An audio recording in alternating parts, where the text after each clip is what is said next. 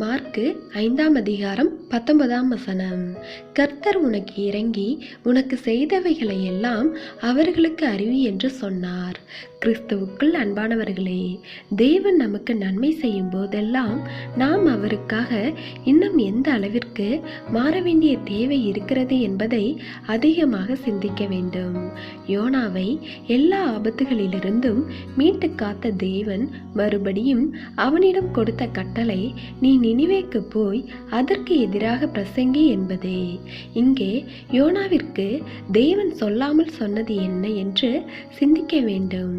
யோனாவிற்கு எதிராக வந்த ஆபத்துகள், மோசங்கள் யாவற்றிலிருந்தும் அவனை அதிசயமாக பாதுகாத்து மீட்டிருக்கின்றார் என்பதையும் சிந்திக்க வேண்டும்.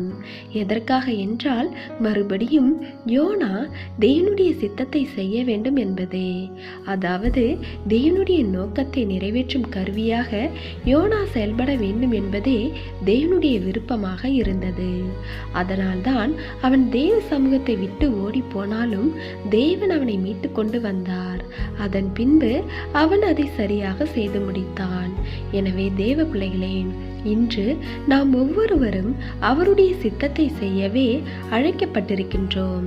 அதனை உணர்ந்தவர்களாய் அவருடைய சித்தத்தை புரிந்து கொண்டு அதனை செய்து நிறைவேற்ற முன்வர வேண்டும். அப்பொழுது தேவனுடைய நாம மகிமைப்படும்.